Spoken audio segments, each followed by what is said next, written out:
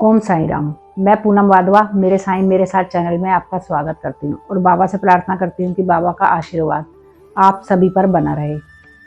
आज काफ़ी टाइम बाद हम वीडियो लेकर आए हैं, शायद बाबा की मर्जी नहीं होगी। आज बाबा की कृपा है जो आज हम नया वीडियो लेकर आए हैं।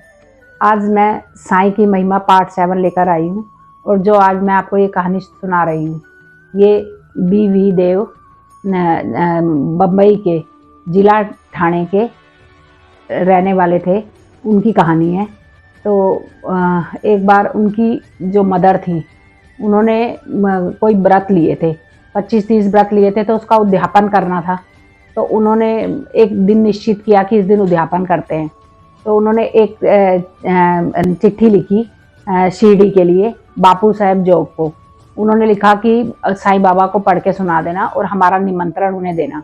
तो उन्होंने बाबा के पास गए, उन्होंने बाबा को बोला कि उनके यहाँ ऐसे उद्यापन का प्रोग्राम है तो आपको बुलाया है।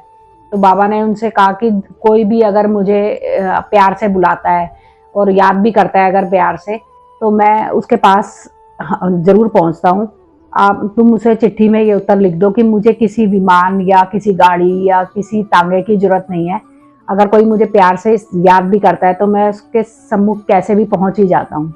तो जब उन्होंने वो चिट्ठी ठाणे में भेजी, तो देव साहब ने जब वो चिट्ठी पढ़ी तो उन्हें बहुत खुशी हुई कि बाबा आएंगे। पर उन्हें लगा भी कि बाबा कैसे आएंगे, क्योंकि बाबा तो सिर्फ आसपास के 3 गांव रुई, राहता और नीम गांव, 3 गांव जाते थे, उसके अलावा बाबा कभी कहीं गए नहीं थे।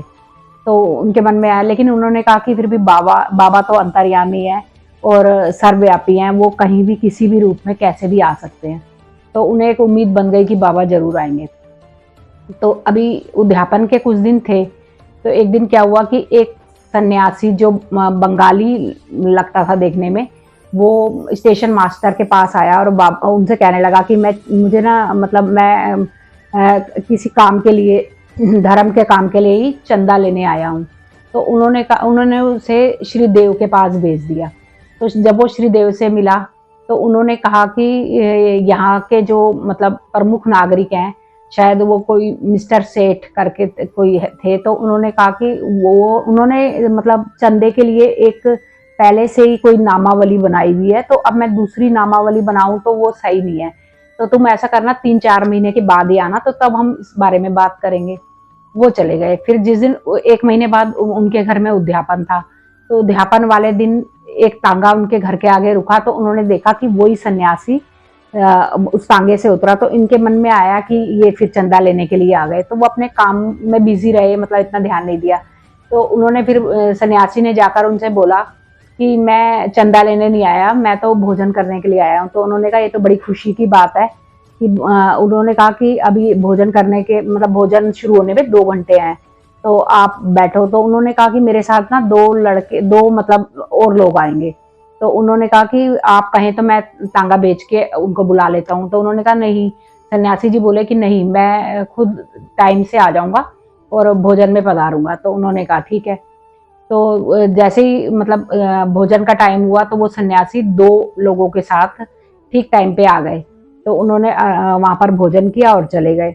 जब सारा प्रोग्राम अच्छे से हो गया, तो उन्होंने जो श्री देव साहब थे, उन्होंने चिट्ठी लिखी बापू साहब जोग को और उलाना दिया कि साईं बाबा ने तो वचन दिया था कि मैं आऊँगा और वो तो नहीं आए। तो जब उन्होंने बापू साहब जोग ने साईं बाबा को वो चिट्ठी सुनाई, तो उन्हें लगा, तो बाबा ने कहा कि जब उसे चिट्ठी में लिखो कि मैंने बोला था कि मैं 2 लोगों के साथ और आऊँगा, तो क्या टाइम से त्रिमूर्ति पहुँच नहीं गई वहाँ पर खाना भोजन करने के लिए? तो क्यों वो उसने तो सोचा कि वो चंदा लेने आए हैं, जब मुझे पहचानना ही नहीं था तो मुझे निमंत्रण ही क्यों दिया था? तो ठीक वैसे ही बापू साहब जोग ने उनको चिट्ठी में लिख दिया। जब मिस्टर देव ने ये पढ़ा, तो उन्हें बड़े खुशी तो हुई कि बाबा आए थे, लेकिन उन्हें बड़ा दुख हुआ कि वो पहचान नहीं पाए। उन्हें लगा कि वो तो चंदा लेने के लिए आए थे। तो उन्होंने कहा कि मैंने कैसे धोखा खा लिया कि वो पहले आए और जब बाद में आए तो मुझे लगा कि वो चंदा लेने ही आए हैं। और जबकि उन्होंने तो मुझे स्पष्ट कहा भी कि मैं 2 लोगों के साथ और आऊंगा, और बाबा ने भी चिट्ठी में यही लिखा था। तो उन्हें इस बात का बड़ा दुख हुआ।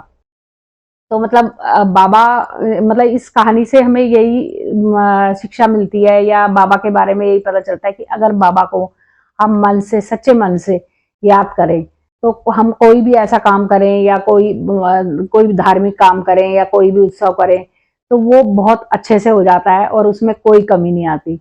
बाबा वहां पर अगर हम बाबा को सच्चे मन से निमंत्रण दें, बाबा को बुलाएं, तो बाबा किसी भी रूप में कैसे भी वहां जरूर पहुंचते हैं।